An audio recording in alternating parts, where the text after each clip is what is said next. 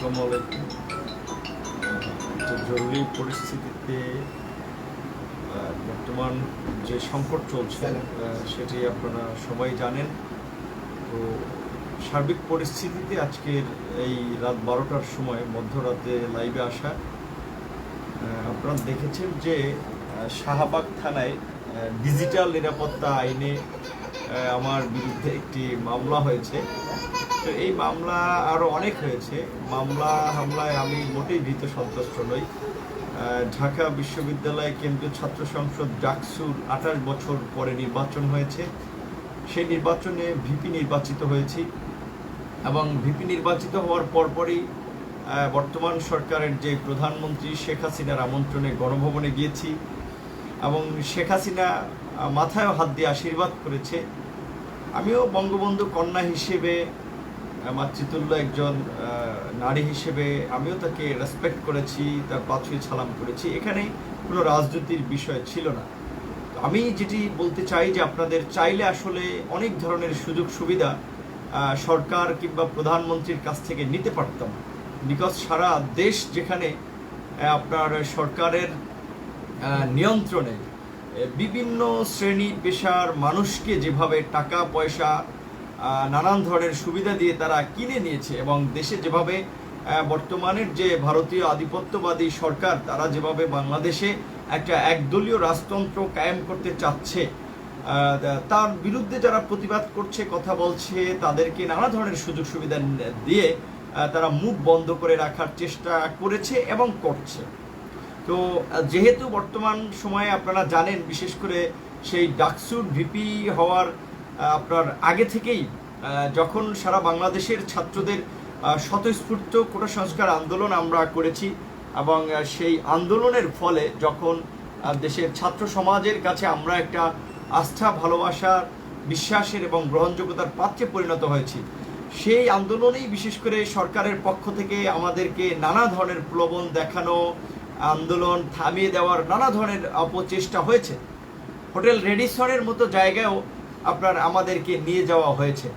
এটা আমরা সবাইকে জানিয়েছি, কিন্তু ছাত্র সমাজের যে যৌক্তিক এবং ন্যায়সঙ্গত দাবি, যেই দাবি নিয়ে আমরা আন্দোলন করেছিলাম কোটা সংস্কার, আমরা আপোষ করি নাই।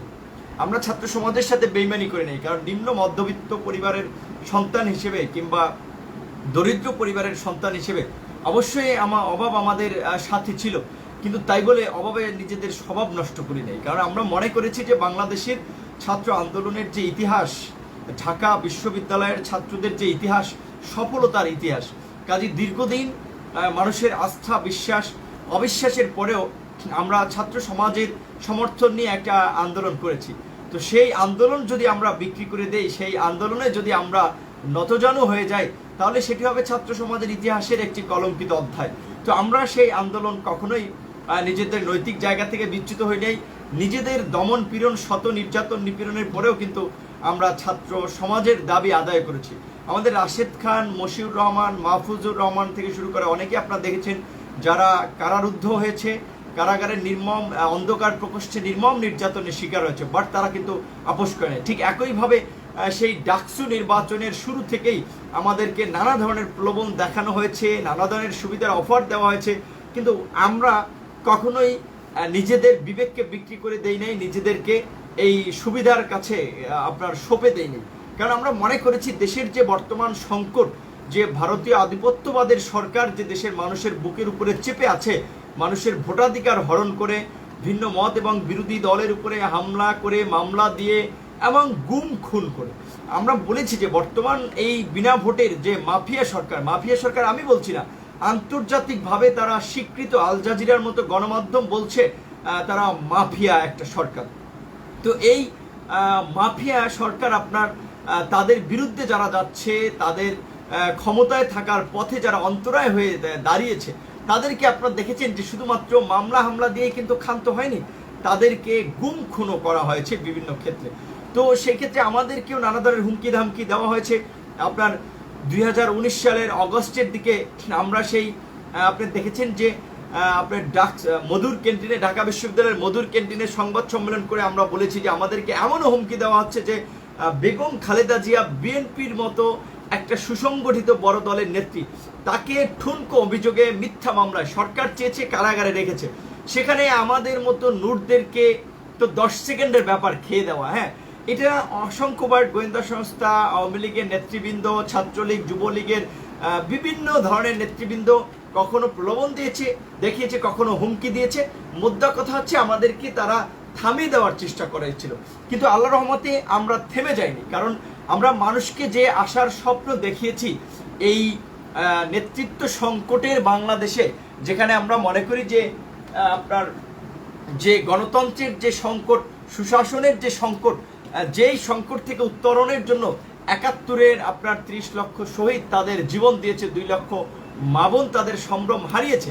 আমরা মনে করি যে বিভিন্ন রাজনৈতিক দলগুলো রাজনৈতিক দুর্বৃত্তায়ন এবং ক্ষমতাকে কুক্ষি করার কারণেই এই স্বাধীনতার 50 বছরেও এদেশে একটা শক্তিশালী নিরপেক্ষ নির্বাচন ব্যবস্থা আমরা গড়ে তুলতে পারি না। আমরা প্রশাসনগুলোকে, বিশেষ করে আইন শৃঙ্খলা বাহিনী বলেন, তারা আজকে রাজনৈতিক দলের গুন্ডা বাহিনী হিসেবে ব্যবহৃত হচ্ছে। কেন একটা আইন শৃঙ্খলা বাহিনী রাজনৈতিক দলের গুন্ডা বাহিনী, মাফিয়া বাহিনী, গুম খুনের বাহিনী হিসেবে ব্যবহৃত হবে?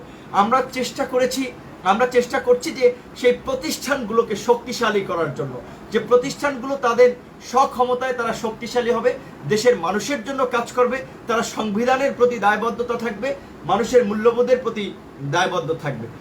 আমরা সেই জায়গা থেকে এই বাংলাদেশের একটা রিফর্মের জন্য আমরা কাজ করতেছিলাম, আমরা করে যাচ্ছিলাম। সেই কাজ করতে গিয়ে আপনারা দেখেছেন আমরা বিভিন্নভাবেই হামলা মামলার শিকার হয়েছি, অসংখ্য আপনার আক্রমণের শিকার হয়েছি, নানা ধরনের প্রলোভন দেখানো হয়েছে।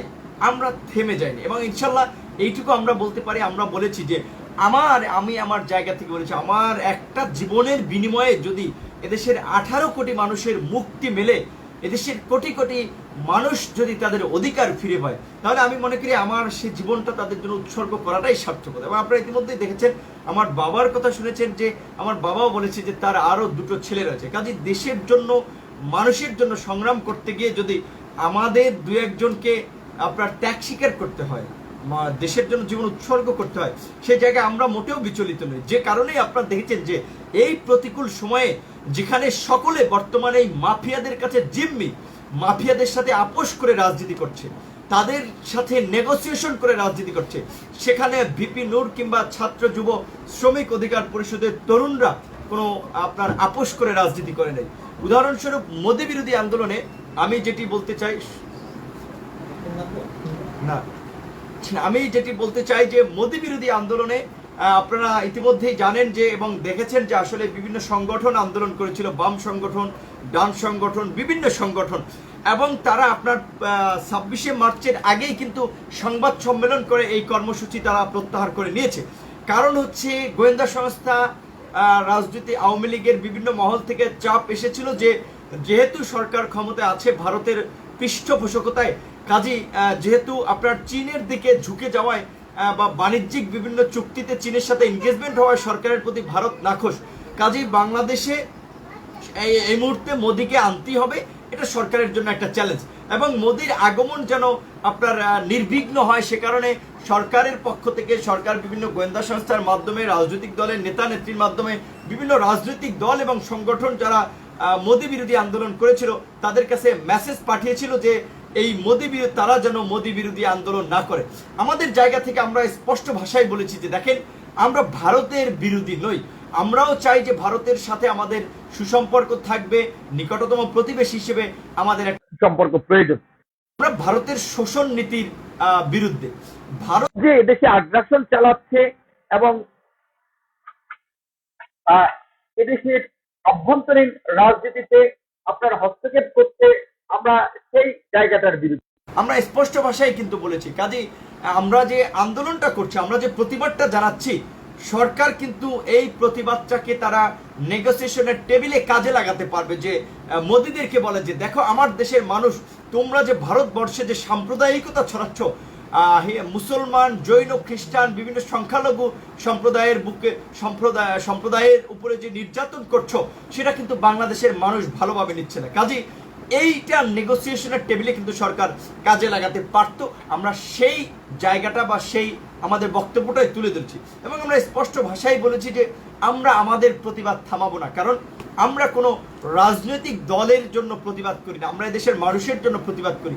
এটা ঠিক যে এখন থেকে আমরা রাজনৈতিক দল হয়ে উঠতে পারিনি, কিন্তু আপনারা দেখেছেন যে ওই নাম সর্বস্ব কিংবা অনেক অনম্যান অন পার্টি রাজনৈতিক দলের চেয়েও আমরা কিন্তু এই আমাদের উত্থানের পর থেকে মানুষের জন্য কম কাজ করি নাই।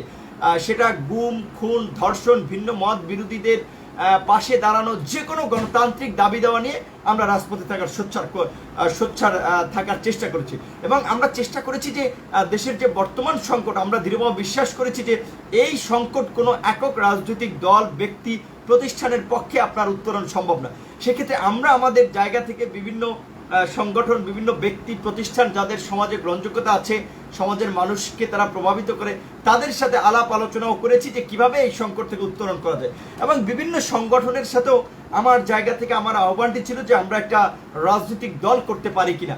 কারণ আসলে অনেক ব্যক্তি আছেন যারা আপনারা দেখেন ভালো ভালো কথা বলেন, টকশো কাঁপান, কিন্তু দিন শেষে তারা একটা এমপি হওয়ার জন্য কিংবা তাদের আপনার দুটো সিটের জন্য তারা তাদের নৈতিকতাকে বিসর্জন দেয়, নেগোসিয়েশন করে। সেই জায়গা থেকে আমরা আসলে চেয়েছিলাম যে প্রকৃতপক্ষে বাংলাদেশে পরিবারতান্ত্রিক রাজনীতির বিপরীতে একটা গণতান্ত্রিক রাজনৈতিক দল গড়ে উঠুক। কারণ আমাদের একটা আন্ডারস্ট্যান্ডিং ছিল, আসলে দেখেন এই আওয়ামী লীগ কিংবা বিএনপির মতো রাজনৈতিক দলগুলো কেন কার্যকর ভূমিকা পালন করতে পারছে না, কেন জনগণের পালস বুঝতে পারছে না। কারণ আওয়ামী লীগের শেখ হাসিনা যাই বলেন সেটাই হচ্ছে আওয়ামী লীগের পলিসি, সেটাই হচ্ছে আওয়ামী লীগের সিদ্ধান্ত। ঠিক একইভাবে বিএনপিতে খালেদা জিয়া বলেন বা তারেক রহমান বলেন, তারা যেটা বলে সেটাই হচ্ছে দলের সিদ্ধান্ত, সেটাই হচ্ছে দলের কর্মপরিকল্পনা। কাজে সেই ক্ষেত্রে চাইলেও তারা দেশের গণমানুষের পালস বুঝে গণমানুষের একটা রাজনীতি এই দলগুলোতে আসলে ওই অর্থে আপনার প্রতিষ্ঠা করা সম্ভব হয়নি। যে কারণে আপনার আমি বলবো জাদ্রেল, বাগা বাগা নেতারা থেকেও এই দলগুলো জনগণের আপনার সেন্টিমেন্ট বুঝে বা জনগণের পালস বুঝে ওইভাবে তারা বিভিন্ন সংকটে ভূমিকা নিতে পারে নাই। কারণ তাদের ওই দলের মানে হেড কিংবা দলের প্রধানের কাছে চেয়ে থাকতে হয় যে তারা কি বলছে। তো যাই হোক, সেটি তারপরেও আবার এই ধরনের পরিবারতান্ত্রিক দলেরও আবার একটা প্রভাব বা দলেরও একটা নিয়ন্ত্রণ থাকার ফলে সেই দলগুলো আবার ভালোভাবে কাজ করতে পারতেছে। কারণ আরেকটা কথা আছে, আবার অধিক সন্ন্যাসীতে গাজন নষ্ট, এটাও একটা কথা। কাজে সেই ক্ষেত্রে নেতৃত্বের প্রতি কমিটেড না থাকলে, সংগঠনের প্রতি কমিটেড না থাকলে আসলে বর্তমান যুগে যেভাবে এই দলের সরকার যেভাবে গোয়েন্দা সংস্থাকে আপনার চাপ দিয়ে, গোয়েন্দা সংস্থার মাধ্যমে বিভিন্নভাবে টাকা পয়সা দিয়ে রাজনৈতিক দলগুলোকে আপনার কিনে নিচ্ছে, মুখ বন্ধ করছে, কাজে সেই ক্ষেত্রে আবার আপনার দল চালানো মুশকিল হয়ে পড়ে। তো যাই হোক, আমরা যেটা বলছিলাম, এই পরিস্থিতিতে আমরা চেষ্টা করেছিলাম আমরা একটা গণমানুষের রাজনৈতিক প্ল্যাটফর্ম ডেভেলপ করার, একটা গণতান্ত্রিক প্ল্যাটফর্ম ডেভেলপ করার। সেটি বাম হবে না ডান হবে সেই চিন্তাটি আমরা করিনি, বরঞ্চ আমরা মানুষের অধিকারকে প্রাধান্য দিয়েছি। যেমন আপনি দেখেন আমাদের সমস্ত সংগঠনগুলো, যে ছাত্র অধিকার পরিষদ, যুব অধিকার পরিষদ, শ্রমিক অধিকার পরিষদ, পেশাজীবী অধিকার পরিষদ, প্রবাসী অধিকার পরিষদ, নারী অধিকার পরিষদ, এই আমাদের 6টি অঙ্গ সংগঠন আপনার তৈরি হয়েছে। তো আমরা মানুষের অধিকারকে প্রাধান্য দিতে চাই, কারণ আমরা মনে করি একটা মানুষ এই রমজান মাসে নির্বিঘ্নে তার ইবাদত বন্দেগী পালন করবে, সেটা মুসলমানদের যেমন একটা ধর্মীয় আপনার দাবি বা ধর্মীয় অধিকার, এবং সেটা একটা মানবিক অধিকার। ঠিক একইভাবে আমরা মনে করি আমার হিন্দু ধর্মাবলম্বী ভাই মন্দিরে গিয়ে পূজা করবেন, খ্রিস্টান ধর্মাবলম্বী ভাই গির্জায় গিয়ে প্রার্থনা করবেন, কিংবা অন্যান্য ধর্মাবলম্বী মানুষেরাও তাদের স্ব ধর্মীয় অনুষ্ঠান পালন করবেন। সকল ধর্মের মানুষের সমান অধিকার থাকতে হবে।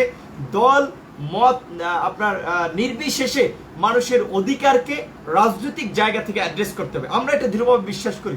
যে কারণে আমরা অধিকারটাকেই প্রাধান্য দিয়েছি। এবং আমি একাধিক লাইভে আমরা কিন্তু বলেছি যে আপনার বিশেষ করে আমাদের রাজনৈতিক দলটা আমরা মনে করি একটা ছাতা, এই ছাতার নিচে এসে যেন সবাই নিরাপদ বোধ করে। শুধুমাত্র কোনো ধর্মভিত্তিক কিংবা কোনো গোষ্ঠী ভিত্তিক কোনো রাজনৈতিক দল আমরা করতে চাইনি। তো সেই কারণে আমরা একটু সময় নিয়েছি, নিজেদের মধ্যে আন্ডারস্ট্যান্ডিং, বিভিন্ন শ্রেণী পেশার মানুষের সাথে আপনার একটা বোঝাপড়ার মাধ্যমে আমাদের একটা রাজনৈতিক কর্মসূচি ডেভেলপ করার। সেই ক্ষেত্রে স্বাভাবিকভাবেই অল্প বয়সে একটা গুরু দায়িত্ব আমরা নিয়ে ফেলেছি, যেটা আমরা বিশ্বাস করি। যে কারণে আমরা কথা বলার ক্ষেত্রে, কাজ করার ক্ষেত্রে অনেক মানুষের সাথে পরামর্শ করি, সিনিয়রদের কাছ থেকে শেখার চেষ্টা করেছি, এবং তারা যখন যেসব বিষয়গুলোতে আবার আমাদেরকে উপদেশ দেন আমরা সেসব বিষয়গুলো মেনে চলি। বিশেষ করে আমি যাদের সাথে মিশি অনেকে আমাকে বলেছেন যে নূর, তুমি একটু কথাবার্তি শুধুমাত্র ইসলামী মূল্যবোধের মানুষের কে প্রাধান্য দিয়ে বলবে এমনটা না। তোমার কথাবার্তিতে যেন সকল ধর্ম মত পথের মানুষের অধিকারের কথা থাকে, সহনশীলতার কথা থাকে, সম্প্রীতির কথা থাকে। তোমার কথায় যেন সহিংসতার কথা না থাকে, উত্তেজনাকর কথাবার্তা না থাকে। তো আমি চেষ্টা করেছি আমার এই গুরুজনদের এই কথাগুলো মেনে চলার এবং আমার কাজে ক্ষেত্রে সেগুলোর একটা প্রতিফলন ঘটানোর। এবং বিশেষ করে আমার বিভিন্ন ফেসবুক পোস্ট, বিভিন্ন লাইভকে কেন্দ্র করেও যখন বিভিন্ন মানুষ আমাকে মতামত দিয়েছে, আমি সেগুলো সংশোধন করার চেষ্টা করেছি। কারণ আমি মনে করি রাজনীতির মাঠে আমি একজন নবীন সহযোদ্ধা, একজন নবীন কর্মী, একজন নবীন নেতা। অবশ্যই সেই ক্ষেত্রে যারা দীর্ঘদিন ধরে রাজনীতির মাঠে আছেন, রাজনীতি করছেন, আন্তর্জাতিকভাবে সব কিছু দেখছেন, অবশ্যই আমি তাদের যে কোনো আপনার পরামর্শ সাদরে গ্রহণ করি এবং সবসময় এটা করে থাকি। আমার ফেসবুক পোস্ট নিয়ে বিভিন্ন সময় আমার সহযোদ্ধা, শুভাকাঙ্ক্ষী বা আমার শুভাকাঙ্ক্ষী সহযোদ্ধা না হলেও ভিন্ন মতের মানুষের আপত্তির কারণে আমি বিভিন্ন আমার ফেসবুক পোস্ট ডিলিট করে দিয়েছি, সংশোধন করেছি, সংযোজন করেছি, বিয়োজন করেছি। ঠিক একইভাবে 16 তারিখে আপনারা জানেন যে আমি একটা লাইভ করেছি।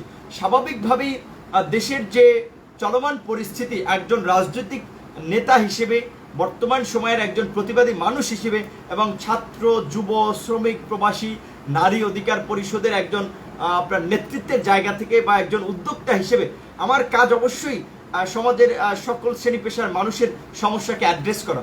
তো সেই লাইভটি প্রায় 1 ঘন্টার 6 মিনিট না 16 মিনিটের মতো ছিল। সেখানে আমি বিভিন্ন কথাবার্তা বলেছি এবং কথাবার্তার প্রেক্ষাপটে আমি এটা অবশ্যই আমার জায়গা থেকে যৌক্তিকভাবে তুলে ধরেছি যে বিশেষ করে যারা নিজেদেরকে মুসলমান দাবি করেন, এই রোজার মাসে আপনি নিজে রোজা থাকবেন, অন্য মানুষকে রোজা থাকতে দিবেন না। আপনি নিজে প্রার্থনা করবেন, ইবাদত বন্দেগী করবেন, অন্য মানুষকে করতে দিবেন না। অন্য মানুষের অধিকার আদায়ের কথা বললে তাদের উপরে দমন পীড়ন চালাবেন, গুলি চালাবেন, তাদেরকে কারাগারে নিবেন এবং একটা অসুস্থ মানুষকে কারাগারে নিয়েও আপনার ওষুধটা পুষানোর ব্যবস্থা করবেন না। এটি কোনো একজন প্রকৃত মুসলমানের কাজ নয়।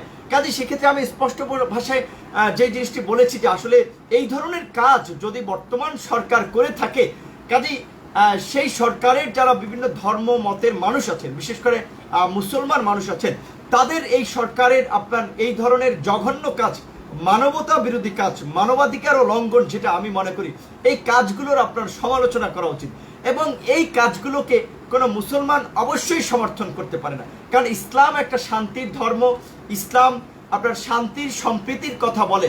সেই ধর্ম অন্যায়ভাবে ভিন্ন মতের উপরে দমন পীড়নের কথা বলে না, ক্ষমতায় থাকতে গুম খুনের কথা বলে না, ক্ষমতায় থাকার জন্য ভিন্ন মত এবং বিরোধীদেরকে কারাগারে নিয়ে নির্যাতন নিপীড়নের কথা বলে না, একজন অসুস্থ মানুষকে কারাগারে নিয়ে ঔষধ পৌঁছানো যাবে না এই কথাটি বলে না। তো এই ঘটনাগুলো আমি ব্যাখ্যা করার জন্য স্বাভাবিকভাবে আমার রাগ, ক্ষোভ, আবেগ, অনুভূতির জায়গা থেকে আমি কিছু কথা বলেছিলাম এবং আমি স্পষ্ট ভাষায় আবার বলেছিলাম যে আমি মনে করি অবশ্যই আওয়ামী লীগে অসংখ্য ধর্মপ্রাণ মানুষ আছে, ধর্মপ্রাণ মুসলমান আছে, ধর্মপ্রাণ হিন্দু ভাই বোনের আছে, বৌদ্ধ ভাই বোনের আছে, খ্রিস্টান ভাই বোনের আছে। ঠিক একইভাবে অন্যান্য দলেও কিন্তু অবশ্যই সকল ধর্ম বর্ণের মানুষ আছে। কাজেই সেক্ষেত্রে ঢালাওভাবে আমি আওয়ামী লীগের কিংবা আওয়ামী সমর্থকদেরকে আক্রমণ করে কোনো কথা বলিনি।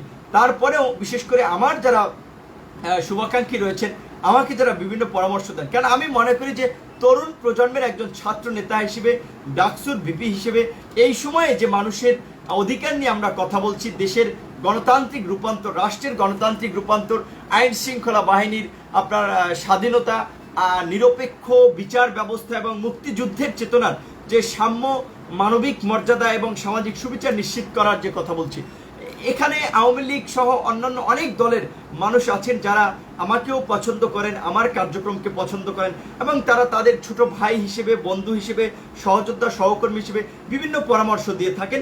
আমি তাদের আপনার সেই পরামর্শগুলো সানন্দে নিয়ে থাকি। তো কেউ আমাকে বলেছিলেন যে গত 16 তারিখ আমি যে লাইভটি করেছি, আমার মতো একজন নেতৃত্বের জায়গায় থেকে, একজন নেতৃত্বশীল মানুষ হিসেবে আমাকে একটু সহনশীল হতে হবে, একটু সংযত হতে হবে এবং বিশেষ করে আমার স্বাভাবিকভাবে আমার শত্রু পক্ষকেও আক্রমণ করে কোনো কথা বলা আমার জায়গা থেকে সেটি কাম্য নয়। এবং কিছু ক্ষেত্রে ওয়ার্ড চয়েসের ক্ষেত্রে কিছু ওয়ার্ড আসলে যেটা বলে যে আপনি ধরেন আম জনতা সাধারণ মানুষ আপনার বলতে পারে, কিন্তু আমার জায়গা থেকে আমি বলতে পারি না। তো সেই জায়গা থেকে আমার মনে হচ্ছে অবশ্যই স্বাভাবিকভাবে আমি তো মনে করি আমি যখন ডাকসু নির্বাচনে নির্বাচিত হয়েছি, ছাত্রলীগের অনেক ভাই বোনরা আমাকে ভোট দিয়েছে। ছাত্রলীগের কারণে, আমার ব্যক্তিত্বের কারণে, শিক্ষার্থীদের অধিকার আদায়ে যে নিজের জীবনকে বিপন্ন করেছি, অধিকার আদায়ের জন্য যে সংগ্রাম করেছি, সে কারণে তারা অনেকে আমাকে ভোট দিয়েছে। কাজেই সেক্ষেত্রে অবশ্যই ছাত্রলীগ, যুবলীগ, আওয়ামী লীগ বলেন, আমি মনে করি তাদের মধ্যেও আমার অনেক শুভাকাঙ্ক্ষী রয়েছে। সেক্ষেত্রে আমি অবশ্যই চাবো না আমার কোনো কথার কারণে আমার সেই বড় সার্কেলের শুভাকাঙ্ক্ষী সমর্থক তারা ক্ষুব্ধ হোক কিংবা তারা আমার প্রতি বিরাগভাজন হোক। যে কারণে আমি কিন্তু 16 তারিখের পরবর্তী লাইভটি আপনি দেখবেন। আজকে 19 তারিখ পরে 18 তারিখ, 17 তারিখেই কিন্তু আমি একটা লাইভে বলেছি স্বাভাবিকভাবে যে আমার সেই 16 তারিখের লাইভে যদি কেউ আমার কথায় দুঃখ পেয়ে থাকেন, কেউ যদি কষ্ট পেয়ে থাকেন, তাহলে আমি তার জন্য আন্তরিকভাবে দুঃখিত এবং আমি ক্ষমা প্রার্থী। কারণ স্বাভাবিকভাবে আমার যদি কোনো ভুল হয়, আমার জায়গা থেকে আমি 100 বার সেটার জন্য ক্ষমা প্রার্থী থাকবো। আমি সেটা বিনয়ের সাথে আমি সেটার জন্য ক্ষমা চাবো, কারণ আমার ভুল হতে পারে। আমি তো মানুষ, আমি তো ফেরেশতা না। একমাত্র আল্লাহ রাসূল, ইসলাম ধর্মের যে প্রবর্তক হযরত মুহাম্মদ সাল্লাল্লাহু আলাইহি সাল্লাম ছাড়া এবং আপনার বিশেষ করে আপনার ফেরেশতারা ছাড়া মানুষের তো ভুল হবেই। মানুষ মাত্র ভুল, ইংরেজিতেও প্রবাদ আছে। সুতরাং সেই ক্ষেত্রে অবশ্যই আমার ভুল হলে তার জন্য আমি ক্ষমা প্রার্থী, আমি ক্ষমা চাই অবশ্যই, সেটা আমি আগেও চেয়েছি। আর তারপরে এখনো বলছি স্বাভাবিকভাবে আমার সেদিনকার বক্তব্যের কারণে, লাইভের কারণে যে কোনো ভাই, বন্ধু, সহযোদ্ধা, শুভাকাঙ্ক্ষী কিংবা যে কেউ কোনো মানুষ আমার বক্তব্য যদি তারা মনে কষ্ট পেয়ে থাকেন, আমি তার জন্য ক্ষমা প্রার্থী। এবং আমি আশা করি যে অবশ্যই একজন নবীন রাজনৈতিক অঙ্গনের একজন নবীন নেতা হিসেবে, একজন তরুণ ছাত্র নেতা হিসেবে এই প্রতিকূল সময়ে যেখানে মানুষ চুপ করে আছে সেখানে আমরা কথা বলে যাচ্ছি। কাজে সেক্ষেত্রে অবশ্যই আমাদের কাজগুলোকে ক্ষমা সুন্দর দৃষ্টিতে দেখবেন। কাজে সেক্ষেত্রে আমি আমার যে কোনো আচরণের জন্য বা সেই দিনকার লাইভের জন্য বিশেষ করে কেউ কষ্ট পেয়ে থাকলে আমি সেটার জন্য দুঃখ প্রকাশ করছি এবং আমি ইতিমধ্যেই পরবর্তী আরেকটি লাইভেও ক্ষমা চেয়েছি। কাজেই সেই ঘটনাকে পুঁজি করে আবার কেউ মামলা করা, রাজনৈতিক উদ্দেশ্যে আপনার হয়রানি করার উদ্দেশ্যে মামলা করা, এটি পুরোপুরি একটা রাজনৈতিক ষড়যন্ত্র। এবং যেই ষড়যন্ত্র দীর্ঘদিন ধরে আমার বিরুদ্ধে হচ্ছে, এবং আমার বিরুদ্ধে একা না, আমি যেটা আমার লাইভের মাধ্যমে আরো বলেছি, এদেশের গণতন্ত্রের এই সময় যারা লড়াই সংগ্রাম করছে অনেকের বিরুদ্ধেই হচ্ছে। তো যে আমি অবশ্যই আজকে একটা ক্রিটিক্যাল মোমেন্টে একটা গুরুত্বপূর্ণ বিষয় নিয়ে লাইভ এসেছি। অবশ্যই যারা এই মুহূর্তে লাইভে আছেন তাদের সকলের প্রতি আমার আহ্বান থাকবে যে এই লাইভটি আপনারা শেয়ার করবেন এবং অবশ্যই গুরুত্বপূর্ণ কথাগুলো আপনারা প্রচার করবেন, কিন্তু এমনভাবে প্রচার করবেন না যেটা আবার একটা বিভ্রান্তি তৈরি হয়। তো এই লাইভটি গুরুত্বপূর্ণ এবং শাহবাগ থানায় যেহেতু একটা মামলা হয়েছে, সেই মামলার প্রেক্ষাপটেই আমার এই লাইভে আসা। বিশেষ করে আমি ইতিমধ্যেই বলেছি যে আপনি আমাকে নানাভাবে প্রলোভন দেখানো হয়েছে, আওয়ামী লীগ বা সরকারের সাথে কাজ করার জন্য হুমকি দেওয়া হয়েছে। আপনারা দেখেছেন গত কয়েকদিন আগেও কিন্তু আমরা যে আপনার যে রিপোর্টার্স ইউনিটিতে একটা সংবাদ সম্মেলন করেছি, সেখানেও বলেছি যে আমাকে এই ধরনের হুমকি দেওয়া হচ্ছে যে আপনার খালেদা জিয়ার মতো নেত্রীকে সরকার কারাগারে রেখেছে 1 বছর মিথ্যা ঠুনকো মামলায়। এখন তিনি আপনার তাকে মুক্তি দিয়েছেন, নানান ধরনের শর্ত আরোপ করে মুক্তি দিয়েছেন, তিনি স্বাভাবিক রাজনীতিতেও অ্যাক্টিভ হতে পারছেন না। তো এই ধরনের হুমকি দামকে আমাদের কাছেও আসছে, কিন্তু আমরা নীতির সাথে আপোষ করিনি। আমরা আমাদের দায়িত্ব হিসেবে যেটা মনে করেছি, গণতন্ত্রের জন্য, মানুষের অধিকার আদায়ের জন্য, ভারতীয় আধিপত্যবাদের শৃঙ্খল থেকে এবং নতুন ইসরায়েলি এবং ভারতীয় ষড়যন্ত্র থেকে বাংলাদেশকে রক্ষা করার জন্য আমাদেরকে কথা বলতে হবে, প্রতিবাদ করতে হবে। আপনারা দেখেছেন যে বেশ কয়েকদিন ধরে আমরা বিভিন্ন সংবাদ সম্মেলন করেছি, আমি বিভিন্ন প্রেস রিলিজ দিয়েছি। আপনারা খেয়াল করলে দেখবেন সেই প্রেস রিলিজ কিংবা আমার সংবাদ সম্মেলনের আমার বক্তব্য কয়টা টিভি চ্যানেল এসেছে, কয়টা পেপার পত্রিকা এসেছে। কারণ আমরা আগেই যেটা বলেছি যে গণমাধ্যম আজকে সরকারের নিয়ন্ত্রিত। কাজেই গণমাধ্যমের টক শোতে কারা যাবে, কারা কথা বলবে, সেটা হচ্ছে সরকারের গোয়েন্দা সংস্থা ঠিক করে দেয়, যেটা এরশাদের আমলেও আপনার এই ধরনের নাকি ঠিক করে দেওয়া হতো। কারণ আপনি দেখেন আগে ডাকসুর ভিপি হওয়ার পরে অসংখ্য টক শোতে গেছি, শুধু ডাকসুর ভিপি হওয়ার পরে না, আমি বলবো যে আপনি যদি দেখেন গত এই করোনার আপনার বিশেষ করে শুরু হওয়ার আগ পর্যন্ত বিশেষ করে এই হয়তো যদি ধরেন আপনি 1 বছর, হ্যাঁ 1 বছরের মধ্যে মাঝখানে কিছু কিছু প্রোগ্রামে আমি যুক্ত হয়েছিলাম। বিশেষ করে আমাদের বিরুদ্ধে যে আপনার ছাত্রলীগের একজন সাবেক কর্মী আপনার যে মিথ্যা ধর্ষণ মামলা দিয়েছিল ছাত্রলীগের পৃষ্ঠপোষকতায়, সেই মামলাটি দেওয়ার পরে আপনি দেখবেন সরকার মিথ্যা মামলা দিয়েছে, কিন্তু আল্লাহর রহমতে সেই মামলা দেওয়ার পরে মানুষের মাঝে আমাদের গ্রহণযোগ্যতা আরো বেড়েছে এবং আমি মনে করি যে আমার সংগঠনের বিস্তৃতি আরো ঘটেছে। কাজেই সেই মামলার দিয়ে যখন সরকার পারে নাই, দেখেছেন সেই মামলায় আমার সহযোদ্ধা নাজমুল হুদাকে গ্রেপ্তার করেছে, আমার সহযোদ্ধা সাইফুলকে গ্রেপ্তার করেছে। তারা কিন্তু সেই মামলায় জামিনে বের হয়ে এসেছে, কিন্তু সেই মামলার প্রধান আসামি ছিল ছাত্র অধিকার পরিষদের আহ্বায়ক হাসান আল মামুন। হাসান আল মামুনকে কিন্তু গ্রেপ্তার করেনি, কারণ ওই মামলাটি ছিল আমাদেরকে ভয়ভীতি দেখানোর জন্য, হুমকি দেওয়ার জন্য, এবং আমাকে তখন বলেছিল যেহেতু দুজনকে গ্রেপ্তার করা হয়েছে তোমাকে গ্রেপ্তার করা হবে, কাজে তুমি সরকারের বিরুদ্ধে কথা বলা বন্ধ করো, সরকারের সাথে আপোষ করে রাজনীতি করো। নানাভাবে প্রলোভন দেখেছে, কিন্তু আমি বলেছি যে মিথ্যা মামলায় আমি জানি স্বাভাবিকভাবে 6 মাস, 1 বছর, 2 বছর আমাকে জেলে রাখলো, 5 বছর জেলে রাখলো, কিন্তু তারপরেও কিন্তু মুক্তি একদিন দিতে হবে। এবং এই যে জালিম সরকার, অত্যাচারী সরকার, খুনি সরকার, ভারতের গোলাম সরকার, তারা তো আজীবন চিরস্থায়ী হবে না, অবশ্যই তাদের পতন হবে এবং তাদের পতন ঘনিয়ে আসছে। অসংখ্য তাদের দেখেন এই যে পাপের যারা, এই মাফিয়া সরকারের যে পাপের সাম্রাজ্য যারা গড়েছে বা এই পাপের সাম্রাজ্যকে টিকিয়ে রাখার জন্য যারা অপকৌশল করেছে, তাদের অনেকেই চলে গিয়েছেন। আমি আল্লাহর কাছে বলি তাদেরকে আল্লাহ ক্ষমা করুক, কিন্তু আল্লাহ ক্ষমা করবে কিনা সেটা আল্লাহর বিষয়। এবং এদেশের অসংখ্য মানুষের অভিশাপ নিয়ে যে তারা মরেছে, সেটি তাদেরকে ক্ষমা করবে কিনা সেটি আল্লাহ পাক আপনার নির্ধারণ করবে। তো যাই হোক, আমি যেই কথাটি আপনাদেরকে বলতে চাই এবং আওয়ামী লীগের নেতৃবৃন্দকেও একটা জিনিস বলবো যে এই রমজান মাসে আপনি অবশ্যই যে কোনো ধর্মাবলম্বী হন, আপনি মুসলমান হন, হিন্দু হন, বৌদ্ধ হন, খ্রিস্টান হন, আপনি আপনার ধর্মীয় গ্রন্থে হাত দিয়ে বলবেন যে আওয়ামী লীগ আজকে যেভাবে ক্ষমতায় আছে এইটা কি কোনো সঠিক কিংবা বৈধভাবে ক্ষমতায় আছে কিনা। আপনি যদি আপনার ধর্মীয় গ্রন্থে হাত রেখে বলতে পারেন যে আওয়ামী লীগ যা করছে সব লিগ্যাল করছে, আওয়ামী লীগ বৈধভাবে ক্ষমতায় আছে, আমি রাজনীতি ছেড়ে দেব এবং আপনাদের সাথে কমিটমেন্ট দিচ্ছি, আপনাদের সাথে লাইভেও কথা বলবো না। কারণ আপনারা দেখেছেন আমেরিকাতে ডোনাল্ড ট্রাম্প সহ আমেরিকার যারা প্রেসিডেন্ট নির্বাচিত হয় তারা বাইবেলের উপরে শপথ রেখে হাত রেখে শপথ করে।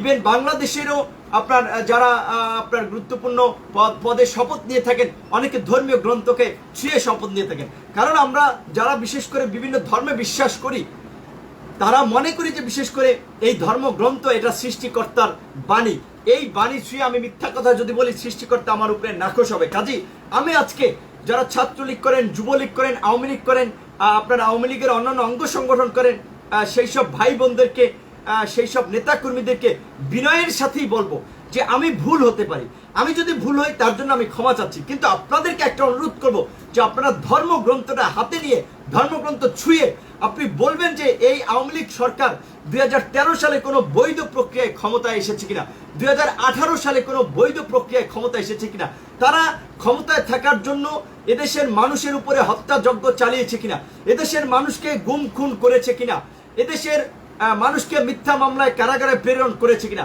আপনি যদি ধর্মগ্রন্থ ছুঁয়ে বলতে পারেন যে না, আওয়ামী লীগ বা বিনা ভোটের এই মাফিয়া সরকার এই জঘন্য কাজগুলো করে নাই, আপনারা যে শাস্তি দেবেন আমি সেটা মেনে নেব এবং রাজনীতি ছেড়ে দেব। কিন্তু ভাষা কিংবা একজনকে হয়রানি করার জন্য মিথ্যা প্রোপাগান্ডা ছড়াবেন না, মিথ্যা ষড়যন্ত্র করবেন না। এটা হচ্ছে আওয়ামী লীগ বা আওয়ামী সমর্থক ভাই বোনদের প্রতি আমার একটা বিনীত অনুরোধ। কারণ আপনাদেরকেও মরতে হবে। এই করোনাকালীন সময় অসংখ্য মানুষ চলে গিয়েছে। কে চলে যায়? আজকে প্রধানমন্ত্রী ক্ষমতা আছেন, প্রধানমন্ত্রী মনে করছেন যে আমি ক্ষমতায় থাকবো। এই প্রধানমন্ত্রীও তো চলে যেতে পারেন, পুলিশের আইজিপি সাহেব তিনিও তো চলে যেতে পারেন, এই কারণে আমিও তো চলে যেতে পারি, আমারও পরিবার চলে যেতে পারে। কাজে কে চলে যাব সেটা কিন্তু নিশ্চিত না। এবং এটাই হচ্ছে আমাদের জন্য একটা দুর্ভাগ্য যে আসলে সময় থাকতে আমরা অনুধাবন করি না। কাজে ইয়ং মানুষ, বিভিন্ন শ্রেণী পেশার মানুষ যাদের মরার কথা অনেকেই চলে গেছে। কাজে আজকে যারা এই যে জনগণের উপরে দমন পীড়ন চালাচ্ছেন, ভারতীয় আধিপত্যবাদের এজেন্ডা বাস্তবায়ন করার জন্য এই রমজান মাসেও আলেম ওলামাদের উপরে দমন পীড়ন চালাচ্ছেন, ধরপাকড় করছেন, ছাত্র যুব শ্রমিক অধিকার পরিষদের নেতাকর্মীদেরকে গ্রেপ্তার করছেন, তাদেরকে নির্মূল করার একটা প্রকল্পে নেমেছেন। আমি আপনাদেরকে বলবো আল্লাহ কিন্তু আপনাদেরকেও নির্মূল করে দিতে পারে। কাজী যেটা করবেন নিজের নৈতিক জায়গা থেকে নৈতিকতা বজায় রেখে করুন। মানুষ হিসেবে আপনার বিবেককে প্রশ্ন করে কাজ করবেন। আমি গত 2 এপ্রিল আমি ফেসবুকে পোস্ট দিয়ে জানিয়েছিলাম যে দেখেন, বর্তমান প্রেক্ষাপটে ভারতে বিশেষ করে মোদি আসার পরে বাংলাদেশে বাম ডান বিভিন্ন দলমত নির্বিশেষে যে মোদি বিরোধী আন্দোলন হয়েছে এবং সেটাকে কেন্দ্র করে যে সহিংসতা হয়েছে সেটা নিয়ে ভারত খুবই উদ্বিগ্ন। কারণ ভারতের পার্শ্ববর্তী কোনো প্রতিবেশী রাষ্ট্রের সাথে ভারতের সুসম্পর্ক নেই। বর্তমান সরকার একেবারে দেশের স্বার্থ বিসর্জন দিয়ে দলকানা আপনার দৃষ্টিভঙ্গি থেকে ভারতের গোলামি করছে। কারণ আপনারা দেখেছেন যে ভারতকে তারা বলছে ভারতের সাথে রক্তের সম্পর্ক, রাখির সম্পর্ক, ভারত তাদের চরম বন্ধু। অথচ এই রোহিঙ্গা সমস্যা নিয়ে জাতিসংঘের সাধারণ পরিষদ থেকে নিরাপত্তা পরিষদে যে কয়টি আলোচনা হয়েছে, একটি জায়গায় কিন্তু ভারত আপনার বাংলাদেশের পাশে দাঁড়ায় নাই। এমনকি বাংলাদেশের সাথে ভারতের যে অসম বাণিজ্য নীতি সেটা আপনারা সহজ সরলভাবে বিভিন্ন ক্ষেত্রে লক্ষ্য করেছেন যে বাংলাদেশের যখন পেঁয়াজের প্রয়োজন হয় তখন তারা পেঁয়াজ দেয় না। বাংলাদেশের বাজারে 40 টাকা 50 টাকার পেঁয়াজ 250-300 টাকা হয়ে যায়। যখন বাংলাদেশের মানুষের পানির প্রয়োজন হয়, শুষ্ক মৌসুম উত্তরাঞ্চল ফেটে চৌচির হয়ে যায়, তখন ভারত আমাদেরকে পানি দেয় না। বর্ষার সময় পানি দিয়ে আপনার উত্তরাঞ্চলে বন্যায় প্লাবিত করে আমাদের দেশের শত শত কোটি টাকার ক্ষতিগ্রস্ত হয়। এই হচ্ছে ভারতের বন্ধুত্বের নমুনা। অথচ এই সরকার আপনার গত প্রায় 12 বছর ক্ষমতায় আছে, তারা কিন্তু ভারতের সাথে এই অমীমাংসিত বিষয়গুলোর সমাধান করতে পারেনি। বুয়েটের ছাত্র আপনাদের নিশ্চয়ই মনে আছে, আপনার একটা সমালোচনা করতে গিয়ে ফেনী নদী থেকে যে পানি নিচ্ছে ভারত চুক্তিহীন ভাবে এবং চুক্তি করে, সেটার সমালোচনা করতে গিয়ে তাকে ছাত্রলীগের গুন্ডাদের হাতে, এদেশীয় ছাত্রলীগের মধ্যে থাকা ভারতের এজেন্টদের হাতে জীবন দিতে হয়েছিল শুধুমাত্র একটা সমালোচনা করার কারণে। তো এটা স্পষ্ট ভাষায় আমরা বলেছি বন্ধুগণ, শুধুমাত্র আওয়ামী লীগ নয়, বাংলাদেশের বিভিন্ন রাজনৈতিক দল থেকে শুরু করে প্রশাসন, গণমাধ্যম, সমস্ত জায়গা আজকে ভারতীয় এজেন্ট রয়েছে। ওসি প্রদীপের ঘটনা, এক সেনাবাহিনীর একজন মেজরকে হত্যা করে ভারতীয় দূতাবাসে তার সেফটির জন্য যোগাযোগ করে, এবং সেই ওসি প্রদীপের পক্ষে কারা আইনি সহায়তা নিয়ে দাঁড়িয়েছিল বা আপনার কারা সাফাই গিয়েছিল সেটিও আপনারা দেখেছিলেন। একজন মানুষ আইনি সহায়তা পাবে, এটা মানবাধিকার, অবশ্যই সে আইনি সহযোগিতা পাবে, আমরা তার বিরোধী না। কিন্তু কারা আপনার সেই আইনি সহায়তায় দাঁড়িয়ে খুব জোর গলায় প্রদীপকে সংখ্যালঘু হিসেবে তুলে ধরেছেন যে সংখ্যালঘু হওয়ার কারণে নাকি তিনি আপনার একটু আপনার অসুবিধায় আছেন। তো এই ধরনের সিম্প্যাথি নিয়ে কারা প্রদীপকে রক্ষা করতে চেয়েছিল সেটি আপনারা নিশ্চয়ই জানেন। অবশ্যই আমি আমার রাজনৈতিক দল সংগঠনে আপনারা দেখেছেন ইতিমধ্যেই আমরা সবসময় সংখ্যালঘু ধর্মে হিন্দু, বৌদ্ধ, খ্রিস্টান, সংখ্যালঘু সহ পাহাড়ি অঞ্চলের ভাই বোনদের অধিকার নিয়ে আমরা সবসময় সোচ্চার ছিলাম। আমরা আমাদের জায়গা থেকে কথা বলি। স্বাভাবিকভাবে আমাদের কথাগুলো হয়তো গণমাধ্যমে ওইভাবে আসে নাই, সব কথা হয়তো প্রচারও হয় নাই, কারণ আমরা তো ওইভাবে কোনো প্রতিষ্ঠিত এখন পর্যন্ত রাজনৈতিক দল হয়ে উঠতে পারি নাই, এখন পর্যন্ত খুব কোনো বড় সংগঠন হয়ে উঠতে পারি নাই। ইতিমধ্যে অল্প সময়ের মধ্যে মানুষের মাঝে যতটুকু জায়গা আপনার করতে চেষ্টা করেছি বা করেছি, সেটিকে কাজে লাগিয়ে যদি আমরা সারা দেশে আপনার সভা সমাবেশ, মিছিল, মিটিং করতে পারতাম, আমরা আশা করি যে এতদিনে আমরা একটা বৃহৎ রাজনৈতিক দল হয়ে উঠতে পারতাম। কিন্তু আমরা সেটি পারিনি, কারণ আমাদেরকে সেই সুযোগটি দেওয়া হয়নি। আপনারা দেখেছেন যে আমরা যখন আপনার বিভিন্ন ভাবে দেশের বিভিন্ন জায়গায় একটু মানুষকে সংগঠিত করার চেষ্টা করেছিলাম, মানুষকে নিয়ে সভা সমাবেশ, মিছিল, মিটিং করার চেষ্টা করেছিলাম, বিভিন্ন জায়গায় আমাদের উপরে আক্রমণ এসেছে এবং প্রত্যেকটা আক্রমণ করেছে ছাত্রলীগ, যুবলীগ এবং এই সরকারের মাফিয়া বাহিনী। এবং কোনো একটা ঘটনায় আমরা আইনের প্রতিকার পাইনি। ডাকসু হামলায় আমরা হামলার শিকার হয়েছি, আবার উল্টোভাবে আমাদের বিরুদ্ধে মামলা দেওয়া হয়, মানিব্যাগ চুরির মামলা। তখনও ধর্মীয় অনুভূতিতে আঘাত হানার অভিযোগে আপনার একটা মামলা হয়েছিল এবং আপনারা দেখেছেন। তারপরে আপনারা এর আগে আপনার ডাকসু নির্বাচনে, যে নির্বাচনে আমি ভিপি হয়েছি, ঢাকা বিশ্ববিদ্যালয়ের ছাত্রদের ভোটে নির্বাচিত ভিপি হয়েছি, দায়িত্ব পালন করেছি। ভিপি হওয়ার ফলে প্রধানমন্ত্রী ডেকেছি গণভবনে, রাষ্ট্রপতি আমন্ত্রণ করেছে, সেখানে আমার বিরুদ্ধে মামলা হয়েছে, আমি নাকি ব্যালট বাক্স ছিনতাই করেছি, এরকম একটা মামলা হয়েছে। সেই মামলাও হয়েছিল সরকারের ইন্ধনে আমাকে চাপে রাখার জন্য। এর আগেও 7টি মামলা দিয়েছে, আজকেরটি নিয়ে 8টি মামলা হয়েছে। কাজে এই সমস্ত মামলা হামলায় আমরা মোটেও ভীত সন্ত্রস্ত নই। আমাদের কাছে যে বিভিন্নভাবেই আমাদেরকে চাপ দেওয়া হয়েছিল, আমাদেরকে হুমকি দেওয়া হয়েছিল, প্রলোভন দেখানো হয়েছিল যে আমরা যেন থেমে যাই। আমরা দেশের মানুষের সাথে বেইমানি করি নাই, গণতন্ত্রের সাথে বেইমানি করে, মুক্তিযুদ্ধের চেতনার সাথে বেইমানি করে। কাজে আজকে যারা লাইভটি দেখছেন এবং বিশেষ করে যারা আমাদেরকে ভালোবাসেন, তাদের প্রতি একটা অনুরোধ থাকবে যে আমরা দেশের কাঙ্ক্ষিত পরিবর্তনের জন্য তারুণ্যের নেতৃত্বে একটা নতুন ধারার রাজনৈতিক সংগঠন গঠনের জন্য কাজ করে যাচ্ছিলাম। কাজে সেক্ষেত্রে এই আমার বিরুদ্ধে অনেকগুলো মামলা হয়েছে, আমার সহযোদ্ধাদের অনেকের বিরুদ্ধে মামলা হয়েছে, ইতিমধ্যেই 54 জন গ্রেপ্তার আছে। আরও যদি 54 জনকে গ্রেপ্তার করা হয়, যারা ছাত্র যুব শ্রমিক অধিকার পরিষদ, পেশাজীবী অধিকার পরিষদ, নারী অধিকার পরিষদ, প্রবাসী অধিকার পরিষদের সাথে যারা যুক্ত আছেন, তাদেরকে বলবো আপনারা মোটেও ভীত সন্ত্রস্ত হবেন না। এখন স্বাভাবিকভাবে আমরা জানি যে বর্তমানে দেশে আইনের শাসন কতটুকু আছে, যে ডাকসুর ভিপি হয়ে একটা পাসপোর্টের জন্য আদালতে 2 বছর ঘুরতে হয়েছে, একটা দেশের প্রধান বিচারপতিকে ঘাট ধাক্কা দিয়ে দেশের বাইরে পাঠিয়ে দেওয়া হয়েছে। কাজে সেই দেশে কতটুকু ন্যায় বিচার আছে? বেগম খালেদা জিয়ার মতো একটা বড় রাজনৈতিক দলের নেত্রী, সাবেক প্রধানমন্ত্রী মিথ্যা মামলায় 1 বছর জেল খাটে। কাজে সেই দেশে আইনের শাসন কিংবা আমরা আইনের কাছে কতটুকু সুবিচার পাবো, সেটি নিয়ে তো আর শঙ্কার নতুন কিছু নাই। কিন্তু তারপরেও আমরা বলছি যে আমাদের বিরুদ্ধে যে ধরনের মামলা করা হোক, সেগুলো আমরা আইনগতভাবে মোকাবেলা করার চেষ্টা করব। কিন্তু যারা আমাদের এই সংগ্রামে আশান্বিত হয়েছিলেন, উদ্বুদ্ধ হয়েছেন, তাদেরকে বলবো সেই সংগ্রাম আমাদেরকে অব্যাহত রাখতে হবে। কারণ আমাদের মূল লক্ষ্য উদ্দেশ্য এদেশের রাজনৈতিক পরিবর্তন, গণমানুষের একটা রাজনৈতিক প্ল্যাটফর্ম, নাম সর্বস্ব কোনো রাজনৈতিক দল না, ওয়ান ম্যান ওয়ান পার্টি কোনো রাজনৈতিক দল না। ইতিমধ্যেই 6টা অঙ্গ সংগঠন তৈরি করেছি। প্রতিষ্ঠিত কোনো রাজনৈতিক দলের অনেক ক্ষেত্রে 6টা অঙ্গ সংগঠন নেই।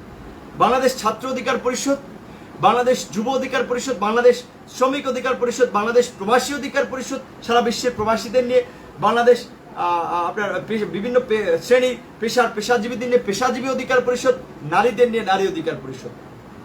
কাজী যারা এই তারুণ্যের নতুন ধারা রাজনীতিতে উদ্বুদ্ধ হয়ে রাজনীতি করার জন্য আগ্রহ প্রকাশ করেছিলেন, নিজেকে মনস্থির করেছিলেন, তাদেরকে বলবো নিজের মনোবল অটুট রেখে রাজনৈতিক সংগ্রামকে সামনে এগিয়ে নেবেন।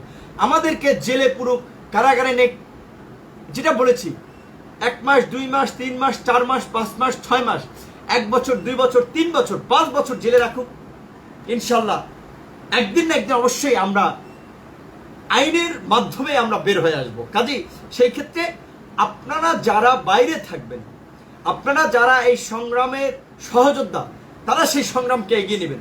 এবং দৃঢ়ভাবে বিশ্বাস করি আমার ছাত্র যুব শ্রমিক পেশাজীবী নারী অধিকার পরিষদ, আমার শ্রমিক অধিকার পরিষদের ভাই বোনদের সেই মনোবল অটুট আছে। কাজে আপনারা মোটেও ভীত সন্ত্রস্ত হবেন না।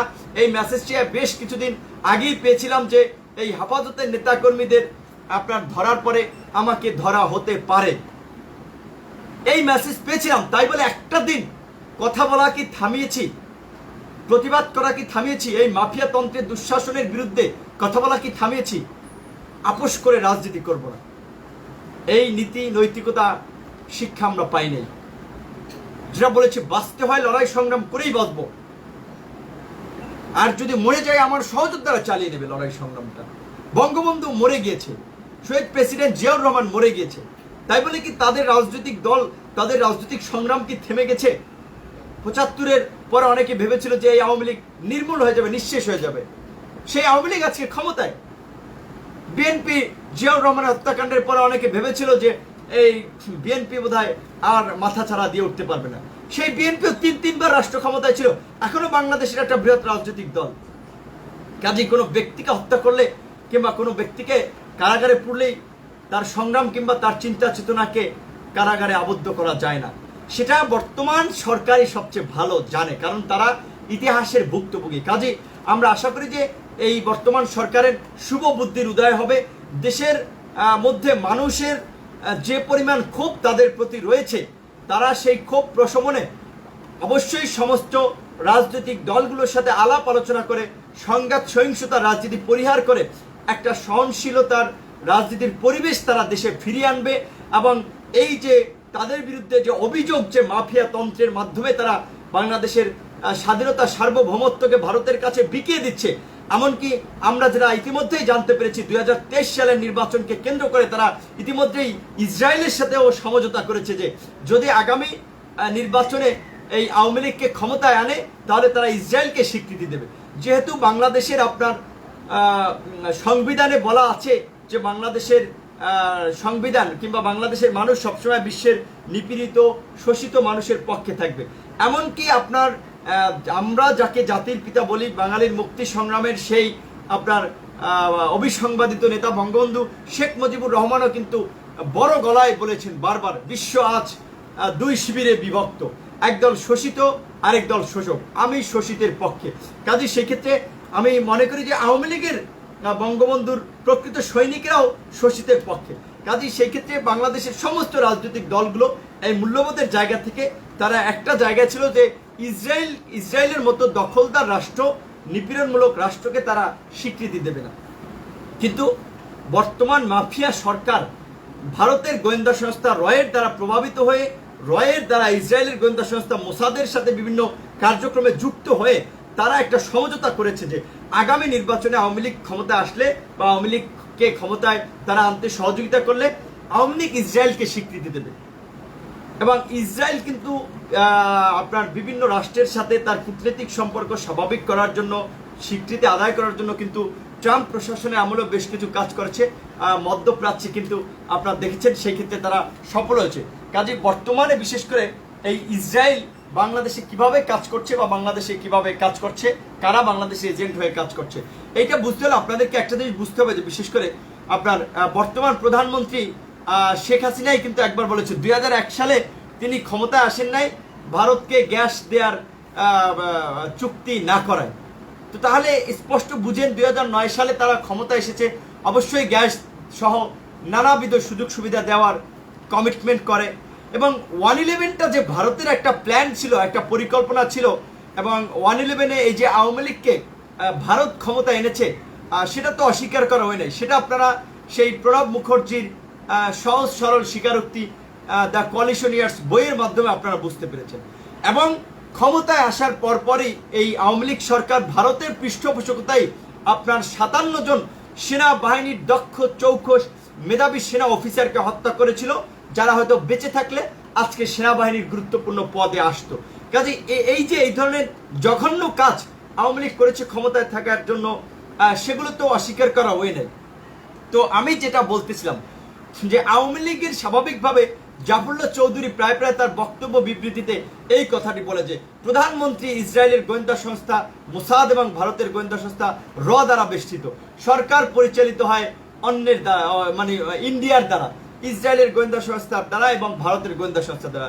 তো জাফরুল্লাহ চৌধুরীর এই কথার অনেকে আবার মিনিং বোঝেন না, কারণ যারা ডিপলি রাজনীতিকে অ্যানালাইসিস না করেন তারা তো এটা বুঝবেন না।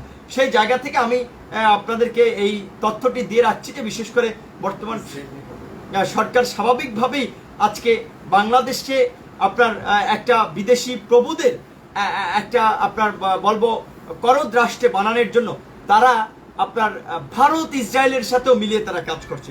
টার্গেট আগামী 2023 সালে নির্বাচন, যে কারণে সেই নির্বাচনে তারা যাদের জন্য বাধা হয়ে দাঁড়াবে, বিশেষ করে তারা মনে করছে যে ধরেন যেভাবে ভিন্ন মতের রাজনৈতিক দল সংগঠনগুলোর উপরে দমন পীড়ন চালিয়ে তারা আপনার ক্ষমতায় বেশ আছে, বিএনপির মতো একটা বড় রাজনৈতিক দলকে কোণঠাসা করে রেখেছে না, তারা কোনো একটা প্রোগ্রাম করতে পারছে।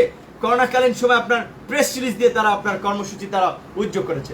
কাজেই সেই ক্ষেত্রে আপনার বিশেষ করে আপনার তারা চেষ্টা করছে যে যারা আপনার তাদের জন্য চ্যালেঞ্জ হয়ে দাঁড়াতে পারে তাদেরকে আপনার বিশেষ করে একটু দমন পীড়নের মধ্যে তারা নিতে চাচ্ছে, যে কারণে বিশেষ করে তারা মনে করছে যে এটার জন্য তারা ইসলামপন্থীরা তাদের কাছে একটা বাধা হয়ে দাঁড়াবে, ইসলামপন্থীর একটা চ্যালেঞ্জ হয়ে দাঁড়াবে। তো এই যে হেফাজতের ইস্যুকে কেন্দ্র করে স্বাভাবিকভাবেই বিভিন্ন আলেম ওলামাদের দমন পীড়ন চলছে।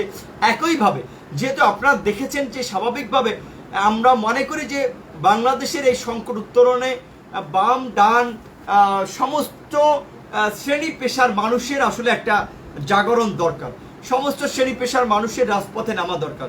কাজে সেক্ষেত্রে আমাদের বারবার আহ্বানটা ছিল যে আমরা যেন কোনো ধর্মের ভিত্তিতে আসলে কিংবা কোনো বিষয়ের ভিত্তিতে কোনো গোষ্ঠীকে প্রাধান্য দিয়ে যেন আমরা আমাদের রাজনৈতিক একটা বৃহত্তর সম্ভাবনা, ঐক্যের পথকে আমরা বিনষ্ট না করি। সেই জায়গা থেকে আমরা বলেছিলাম সবাইকে যার যার জায়গা থেকে আপনার এই মাফিয়া বিরোধী একটা গণ ঐক্য গঠন করতে হবে এবং জনগণের মাঝে একটা জাগরণ তৈরি করতে হবে এবং জনগণকে বোঝাতে হবে, মেসেজ দিতে হবে যে দেশে এটা হচ্ছে। তো আমরা যদি এই মুহূর্তে যদি আসলে আমরা ঐক্যবদ্ধ হতে না পারি এবং জনগণকে নিয়ে আমরা যদি রাস্তায় না নামতে পারি, তাহলে বাংলাদেশ যে কোন দিকে যাবে সেটা আসলে মিয়ানমার হবে নাকি আপনার সিরিয়া হবে নাকি আফগানিস্তান হবে সেটা আমরা বলতে পারি না। কারণ এখন পর্যন্ত যে জিনিসটি জানি, স্বাভাবিকভাবে বাংলাদেশ একেবারেই ভারতের পেটের মধ্যে ঢুকে আছে এবং এই সরকার চাইলেও আপনার সরকারের প্রশাসনিক নিয়ন্ত্রণটা ভারতের কাছেও কিছুটা রয়েছে। সেক্ষেত্রে চাইলেও সরকার ভারতকে স্কিপ করে তারা যা ইচ্ছা তাই করতে পারবে না। যে কারণে আপনার ভারতেরও প্রেসক্রিপশন ছিল যে স্বাভাবিকভাবে এই মোদী বিরোধী আন্দোলনে যেহেতু ইসলামপন্থীদের একটা সরব উপস্থিতি, একটা অংশগ্রহণ ছিল, কাজে এদেরকে দমন পীড়ন করতে হবে। আমি যেটা 2 এপ্রিল আপনার পোস্ট দিয়ে জানিয়েছিলাম, এটা ভারতের প্রেসক্রিপশন যে কওমি মাদ্রাসা বন্ধ করো, আলেম ওলামা তথা ইসলামপন্থীদেরকে দমন করো এবং ভিপি নূরকে গুম করো বা আপনার তাকে থামিয়ে দিতে হবে এনি হাউ। তো সেই কারণে আপনারা দেখেছেন 4 এপ্রিল, 2 এপ্রিলে পোস্ট দিয়েছিলাম সম্ভবত এবং 4 এপ্রিলে কিন্তু 4 না 5 এপ্রিল আপনার ফেসবুক লাইভে আমি করেছি যে আমি আপনার গুমের শিকার হয়েছিলাম, গুমের শিকার হতে যাচ্ছিলাম। তো ভাগ্য ভালো সেদিন আপনার বেঁচে গিয়েছিলাম। তো সেদিন যেহেতু বেঁচে গেছি, স্বাভাবিকভাবে গুম যেহেতু করতে পারে নাই, এখন একটা কিছু তো করতে হবে। ইসলামপন্থী বা অন্যান্য এই মুহূর্তে সরকারের জন্য যারা চ্যালেঞ্জ, তাদেরকে তো 1 বাই 1 গ্রেপ্তার করেছে। এবার ভিপি নূরের পালা। তো তারা ওই যে আপনার যেটা বলেছে ওই তথাকথিত সেই আপনার লাইভের বক্তব্যকে কেন্দ্র করে আপনার যুবলীগের নেতা এবং তিনি একজন ব্যারিস্টার, তিনি শাহবাগ থানায় আজকে একটা মামলা করেছেন। অবশ্যই আমি মনে করি যেহেতু আমরা এই মুহূর্তে আপনার দেশের একটা রাজনৈতিক শক্তি, মানুষের কাছে গ্রহণযোগ্য একটা শক্তি এবং আন্তর্জাতিকভাবেও বিভিন্ন মানবাধিকার সংগঠন বলেন, বিভিন্ন দেশ বলেন, তাদের সাথে আমাদের একটা যোগাযোগ আছে, পরিচিতি আছে। তো সেই ক্ষেত্রে স্বাভাবিকভাবেই আগামী রাজনীতিতে একটা সম্ভাবনার সৃষ্টি হয়েছে, কাজেই তাহলে তাদেরকে দমন করতে হবে। তো সেই ক্ষেত্রে এই যে মামলা করছে, এখন দেখা যায় হয়তো ওই সেই আপনার ছাত্রলীগের সেই কর্মীর মতো সেই মিথ্যা ধর্ষণ মামলার মতো দেখা যাবে আপনার গ্রেপ্তার করতে পারে, হয়রানি করতে পারে। যেমনিভাবে ব্যারিস্টার মইনুলকে আপনারা দেখেছিলেন যে সেদিন আপনার ফেসবুকের একটা টক শোকে কেন্দ্র করে তার বিরুদ্ধে যে মামলা দেওয়া হয়েছিল এবং তার বিরুদ্ধে কিভাবে তাকে হয়রানি করা হয়েছিল, কিভাবে তার সম্মানহানি ঘটিয়েছিল এবং জেলখানায় তার সাথে কি ব্যবহারটা করেছিল। কারণ সর্বোচ্চ রাষ্ট্রীয় ব্যক্তিদের নির্দেশেই তার সাথে এই জঘন্য আচরণটা হয়েছিল। ব্যারিস্টার মইনুলের বাবা ইত্তেফাকের আপনার প্রতিষ্ঠাতা সম্পাদক বা ইত্তেফাকের মালিক মানিক মিয়া, যেই মানিক মিয়া বঙ্গবন্ধুর আপনার পূজনীয় শ্রদ্ধা একজন ব্যক্তি ছিলেন, সেই মানিক মিয়ার সন্তানকে এই সরকার এভাবে হয়রানি করেছিল। ব্যারিস্টার মইনুলের যে বিষয়টা টকশোতে ছিল আপনারা সবাই দেখেছেন। টকশোতে স্বাভাবিকভাবে একজন বক্তা আরেকজনকে নানানভাবে সমালোচনা করে, তিনি একটা কমেন্টস করেছিলেন, সেটাকে কেন্দ্র করে সেদিন আওয়ামী লীগের নেতা নেত্রীরা মৌমাছির মতো তাকে আক্রমণ করেছিল। ঠিক একইভাবে আজকে যে বক্তব্যটি আমি দিয়েছিলাম শুধুমাত্র তো ধর্মীয় বিষয়কে কেন্দ্র করে না, আমি বিভিন্ন বিষয় নিয়ে বক্তব্য দিয়েছি, সেখানে অনেক বিষয় ছিল, সমসাময়িক বিষয়। আমার একজন সহযোদ্ধাকে পবিত্র রমজানের আগের দিন সেহরির ইফতার সামগ্রী বিতরণের জায়গা থেকে তাকে গ্রেপ্তার করা হলো। ছাত্রলীগ যুবলীগ ইফতার সামগ্রী বিতরণ করছে, তারা কাজ করছে, আমরা করব না? আমাদের ছাত্র যুব অধিকার পরিষদের নেতাকর্মীরা দেশের বিভিন্ন জায়গায় রমজানের সময় ইফতার বিতরণ করার প্রকল্প হাতে নিয়েছে, তারা সেহরির সামগ্রী বিতরণ করছে, বিভিন্ন জায়গায় পুলিশ সেগুলো কিনে নিচ্ছে, তাদেরকে কাজ করতে দিচ্ছে না, যে নূরের কোনো সংগঠন এখানে কাজ করতে পারবে না। ছাত্রলীগ যুবলীগের নেতাকর্মীরা বিভিন্ন জায়গায় আমার ভাই বোনদেরকে, আমার সহকর্মীদেরকে হুমকি দিচ্ছে। তো আমরা কি এদেশে নাগরিক না? আমাদের কি রাজনীতি করার এদেশে অধিকার নাই? আমাদের কি এই যে দমন পীড়ন চলছে, এই দমন পীড়নের পরে কিভাবে একটা মানুষ স্বাভাবিকভাবে নিজেকে ঠিক থাকে? আজকে বেশ কয়েকদিন ধরে নিজের শারীরিক একটা অসুস্থতাও বোধ করছি, বুকে ব্যথা, কাশি, জ্বর, অনেকটা করোনার সিমটম, কিন্তু তারপরেও আপনার ঘরের বাইরে বের হই নাই। যে বের হওয়ার পথে এখন রাস্তা শুনশান, গুম হয়ে যায় নাকি। করোনার টেস্ট করতে যাব, সেখানে আপনার দেখা যায় টেস্ট করতে যাই আবার কোন ভাইরাস নিজের মধ্যে দিয়ে দেয়। যে ভয়ে আতঙ্কে করোনার সিমটম থাকলেও পারিবারিকভাবে আমরা যে ঘরোয়া ট্রিটমেন্ট নিচ্ছি বা আপনার যেটা বলে যে ঘরোয়া ভাবে যে ধরনের ব্যবস্থা নেওয়া যায় সেগুলো নিচ্ছি, কিন্তু বাইরে যাইনি। কাজে আজকে এই সময়ে রাজনীতি করতে এসে আজকে নিজের লাইফটাকে বিপন্ন করে ফেলেছি বলতে গেলে। এইভাবে কি একটা মানুষের জীবন চলে? আমরা কি রাজনীতি করতে এসে খুব পাপ করে ফেলেছি? আমাদের তো প্রশ্ন এটা, দেশবাসীর কাছে প্রশ্ন এটা। কাজে দেশবাসীর প্রতি আহ্বান থাকবে যে যারা সবসময় আমাদেরকে প্রেরণা দিয়েছিলেন, আমাদেরকে সহযোগিতা করেছিলেন, সাথে ছিলেন, এই সংকটকালীন সময়ে, এই বিপদপূর্ণ সময়ে আপনাদের একান্ত সহযোগিতা, আপনাদের সমর্থন আমরা চাই। বিশেষ করে আমার যেহেতু আগের যে সেই রুল হক রুল পেজটি আপনার ইতিমধ্যেই হ্যাক করেছে, যে পেজটি থেকে লাইভটি করেছিলাম সেই পেজটি হ্যাক করেছে, সেই পেজের রেফারেন্সই মামলাটি করেছিল। তো জানি না আসলে আপনার কি করে, কখন কি হয়, কিন্তু আপনাদের প্রতি একটা বিনীত অনুরোধ থাকবে, আমার এই পেজের মাধ্যমে যেহেতু আমাদের সহযোদ্ধারা দেশ বিদেশের আমার শুভাকাঙ্ক্ষী সমর্থক সহযোদ্ধাদের কাছে গুরুত্বপূর্ণ বার্তা দিয়ে থাকে, কাজে আপাতত এই পেজটা শেয়ার করে সকলকে জানিয়ে দিবেন। এই পেজটা থেকেই বর্তমানে আমি সব ধরনের আপডেট দিব যতক্ষণ পর্যন্ত সুস্থ আছি এবং যতক্ষণ পর্যন্ত এই জালিমের কারাগারের, মানে বলা চলে ছোট কারাগারের থেকে মানে বাইরে আরেক কারাগারে আছি। তো যাই হোক, সেক্ষেত্রে লাইভটি শেয়ার করার মাধ্যমে সকলের কাছে আজকের এই গুরুত্বপূর্ণ বার্তাটি পৌঁছে দিবেন এবং এই পেজটি বর্তমানে আমার নিয়ন্ত্রণ আছে, বা এই পেজটি থেকে আমাদের সংগঠনের গুরুত্বপূর্ণ আপডেট পেয়ে থাকবেন। সবাই লাইক দিয়ে, কমেন্ট করে এবং পেজের রিভিউ দিয়ে, পেজটাতেও নানাভাবে রিপোর্ট করা হয়েছে, রিপোর্ট করা হচ্ছে, কাজে রিভিউ দিয়েও একটু মানে হচ্ছে যেটা বলে আর কি, পেজটা রেটিংটা ঠিক রাখবেন। এবং যে জিনিসটা বলতে চাই যে আপনারা বিভিন্ন সময়ে যেভাবে আমাদের সহযোদ্ধা সহকর্মীদের পাশে ছিলেন, আগামীর দিনগুলোতে আপনারা সেভাবে আর্থিকভাবে হোক, মানসিকভাবে হোক, বুদ্ধিভিত্তিকভাবে হোক, পরামর্শ দিয়ে হোক আপনারা পাশে থাকবেন। বিশেষ করে আমরা যে রাজনৈতিক একটা সংগঠন গঠন করতে যাচ্ছি, একটা রাজনৈতিক সংগঠন করতে অনেক ধরনের সাপোর্ট প্রয়োজন হয়, অনেক কিছুর প্রয়োজন হয়, আমাদের অনেক কিছু ল্যাকিংস আছে, বিশেষ করে অর্থ ছাড়া আসলে কিছুই চলে না। কাজেই সেক্ষেত্রে আপনারা দেখছেন ইতিমধ্যে আমার 54 জন সহযোদ্ধা গ্রেপ্তার হয়েছে, তারা অনেকেই কারাগারে আছে। তো কারাগারে অন্তত এই রমজানের সময় তাদের একটু ভাত ডাল তারা যেন ভালোভাবে খেতে পারে, তাদের মামলাগুলো মোকাবেলা করা, বিভিন্ন সহযোদ্ধারা যারা আহত হয়েছিলেন দেশের বিভিন্ন জায়গায় তাদের একটু সুচিকিৎসার ব্যবস্থা করা। আমরা একটা পাবলিক ফান্ড রেজ করেছিলাম, পাশাপাশি এই ফান্ড সংগ্রহের কার্যক্রমটা চলমান রয়েছে। তো আপনারা যার সামর্থ্য আছে আপনারা অবশ্যই এই বিপদকালীন সময়, সংকটের সময় আমাদের সহযোদ্ধাদের পাশে দাঁড়াবেন এবং আমাদের এই রাজনৈতিক সংগ্রামকে এগিয়ে নেওয়ার জন্য যার যতটুকু সমর্থন সহযোগিতা আপনারা দিতে পারেন আমরা সেইটুকু প্রত্যাশা করি। সর্বশেষ এই কথাটি বলেই শেষ করব যে আসলে আমি কিন্তু বেশ কিছুদিন আগেই বলেছি যে আমাদেরকে গোয়েন্দারা হুমকি দিচ্ছিল আমরা যেন মোদি বিরোধী আন্দোলন না করি। এই মোদি বিরোধী আন্দোলন করার ফলে আপনারা দেখেন এর আগে কিন্তু বিভিন্ন আন্দোলন সংগ্রাম করেছি, আমাদের এতজন সহযোদ্ধাকে কিন্তু গ্রেপ্তার করা নেই। এক মোদি বিরোধী আন্দোলনের ফলে এতজন সহযোদ্ধাকে গ্রেপ্তার করা হয়েছে। এবং এই যে আপনার যারাই মোদি বিরোধী আন্দোলন করেছে, বিশেষ করে 26-27 তারিখে আপনার পরিকল্পিতভাবে সরকারি পৃষ্ঠপোষকতায় সহিংসতা ঘটিয়ে বিভিন্ন ব্যক্তি প্রতিষ্ঠানের উপরে দায় চাপিয়ে দেওয়ার চেষ্টা করেছিল, অর্থাৎ এই মোদি বিরোধী শক্তিটাকে বিনাশ করার জন্য। কাজেই এটা কিন্তু আরেকটা স্পষ্ট বার্তা যে আসলে বর্তমান সরকার কতটুকু ভারতের দ্বারা প্রভাবিত, তারা কতটুকু ভারতের এজেন্ডা বাস্তবায়ন করার জন্য কাজ করছে। কাজে সেই ক্ষেত্রে আমার সর্বশেষ আহ্বানটা থাকবে যে আজকে আমার মার্ক্সবাদ, লেনিনবাদ, বামপন্থী, ডানপন্থী বিভিন্ন রাজনৈতিক মতাদর্শ, মতামত আছে, কিন্তু এখন দেশের স্বাধীনতা, সার্বভৌমত্বকে টিকিয়ে রাখাটাই একটা এজেন্ডা বা ইস্যু আমাদের সামনে হয়ে দাঁড়িয়েছে। কাজে সেই ক্ষেত্রে সকলের প্রতি আহ্বান, এই মাফিয়া সরকার, এই বিনা ভোটের অবৈধ সরকারের কোনো শ্রেষ্ঠ ইস্যুতে আমরা বিভক্ত না থেকে আমাদের যে যারা এই মুহূর্তে মাফিয়া বিরোধী আন্দোলন করছি, গণতন্ত্রের পক্ষের শক্তি, তারা যেন বিভক্ত বিভাজিত না থাকি। যেটা বলেছি যে নানান মানুষ, নানান মত, দেশ বাঁচাতে ঐক্যমত।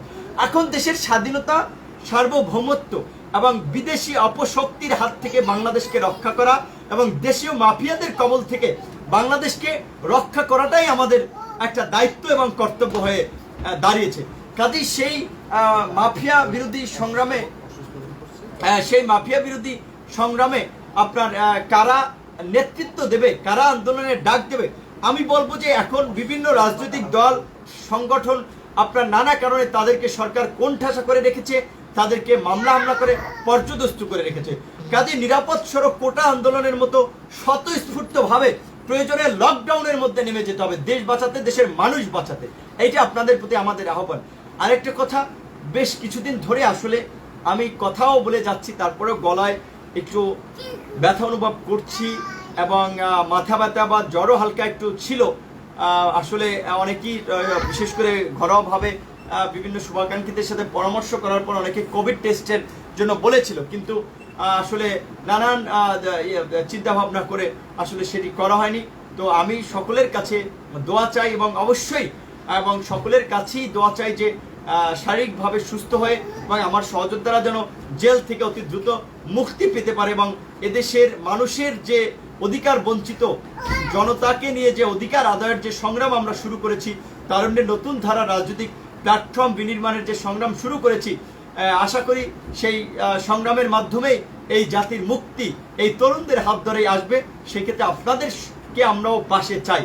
শুধুমাত্র ফেসবুকে আসলে লাইক কমেন্ট শেয়ার দিলেই আপনার এই পরিস্থিতিতে এই জাতির সংকট থেকে উত্তরণ ঘটবে না। আপনারা দেখেছেন যে মাফিয়ারা যে কতটা শক্তিশালী, তার সর্বশেষ উদাহরণ হচ্ছে চট্টগ্রামের বাঁশখালীতে। আপনারা দেখেছেন যে পুলিশ গুলি চালিয়ে আপনার 5 জনকে হত্যা করেছে। একটা মানুষ তার অধিকার আদায়ের জন্য আন্দোলন করবে, দাবি দেওয়া জানাবে। রাষ্ট্রীয় আইন শৃঙ্খলা বাহিনীর কাজ হচ্ছে জনগণের অধিকার আদায়ের জন্য কাজ করা, তাদের শান্তিপূর্ণ সভা সমাবেশের নিরাপত্তা দেওয়া। সেখানে কেন আজকে পুলিশ কারণে অকারণে গুলি করছে? মোদী বিরোধী আন্দোলনকে 20 জনকে মেরেছে। এটা অত্যন্ত দুঃখের বিষয় যে এগুলো নিয়ে মানবাধিকার সংগঠনগুলো খুব একটা সক্রিয় হয়নি। যেমনি ভাবে 5 জন শ্রমিকের হত্যাকাণ্ড নিয়ে সক্রিয় হয়েছে, মোদী বিরোধী আন্দোলনের 20 জনের হত্যাকাণ্ড নিয়ে কিন্তু সেভাবে সক্রিয় নেই। কাজে আজকে যারা সচেতন নাগরিক আছেন, গণতন্ত্রের পক্ষের শক্তি আছেন, তাদেরকে অনুরোধ থাকবে যার যার জায়গা থেকে দেশ বিদেশের যে যেখানে আছেন, বর্তমান সরকারের এই দমন পীড়ন, গুম খুন, এগুলো আপনারা আন্তর্জাতিকভাবে বিভিন্ন মানবাধিকার সংগঠন, বিভিন্ন রাষ্ট্রের কাছে পৌঁছে দেবেন। কারণ সরকার যেভাবে গেম খেলছে, তার বিপরীতে যদি আমরা কৌশলী হয়ে কাজ না করতে পারি, তাহলে কিন্তু এদেশের জনগণের আসলে মুক্তি মিলবে না। আপনি দেখেন সরকার তাদের বিভিন্ন ভুইফোট সংগঠন দিয়ে আপনার ওই যে কি ওই হেফাজত ইসলাম সব বিভিন্ন সংগঠনকে আপনার জঙ্গি সংগঠন হিসেবে ঘোষণার দাবি জানিয়েছে। তো আমি যেটা বলেছি ব্যক্তিগতভাবে, হেফাজতের পক্ষ বিপক্ষ আমি কথা বলছি না। আমি বলছি একটা জায়গা থেকে যে বাংলাদেশের কোনো সংগঠন যদি জঙ্গি সংগঠন হয়, উগ্রবাদী সংগঠন হয়, বাংলাদেশের আইন অনুযায়ী তাদের বিরুদ্ধে ব্যবস্থা নেবে। আমেরিকার পররাষ্ট্রমন্ত্রীকে কেন সেজন্য চিঠি দিতে হবে? কারণ এই যে সরকারের আপনার প্রতিপক্ষকে দমনে তার আপনার গণতন্ত্রের শক্তি বা যারাই তার জন্য বাধা হয়ে দাঁড়িয়েছে, তাদেরকে দমনে যে নানা ধরনের অপকৌশল, এই অপকৌশলের বিরুদ্ধে আমাদেরকে আপনার যৌক্তিক এবং ন্যায়সঙ্গতভাবে দাঁড়াতে হবে এবং কাজ করতে হবে। বাংলাদেশে কর্মরত সকল এমবেসির কাছে আমার মতে যার যার জায়গা থেকে একজন নাগরিকও এমবেসিগুলোতে চিঠি লিখে জানাতে পারে দেশে আজকে এটা হচ্ছে, এই মাফিয়া সরকারের আমলে এটা হচ্ছে, মাফিয়ারা এটা করছে। আজকে কিশোর মোস্তাককে যেভাবে কারাগারে দমন পীড়ন করেছে, নির্যাতন নিপীড়ন করেছে, আমার সহযোদ্ধাদেরকে একইভাবে নির্যাতন নিপীড়ন করেছে এবং স্বাভাবিকভাবে আমরা আশঙ্কা করছি আমাদেরকেও কারাগারে নিলে সেভাবে নির্যাতন নিপীড়ন করতে পারে। কাজেই সেই ক্ষেত্রে দেশবাসীকে এই মাফিয়া সরকারের অত্যাচার, নির্যাতন, নিপীড়নের বিরুদ্ধে সোচ্চার হওয়ার আহ্বান জানিয়ে ছাত্র, যুব, শ্রমিক অধিকার পরিষদ, পেশাজীবী পরিষদ, নারী অধিকার পরিষদের পাশে থাকার আহ্বান জানিয়ে আজকের মতো লাইভটি শেষ করছি এবং সকলের কাছে দোয়া চাই এবং লাইভটি শেয়ার করার মাধ্যমে এই বক্তব্য সারা বাংলার জনগণের কাছে পৌঁছে দেবেন, বিশ্ববাসীর কাছে পৌঁছে দেবেন। এবং এই পেজটি বর্তমানে আমার একমাত্র পেজ, এর আগে যে পেজটি ছিল সেটি আপনার হ্যাক হয়েছে, সুতরাং লাইক শেয়ার দিয়েও কানেক্টেড থাকবেন। ধন্যবাদ সকলে।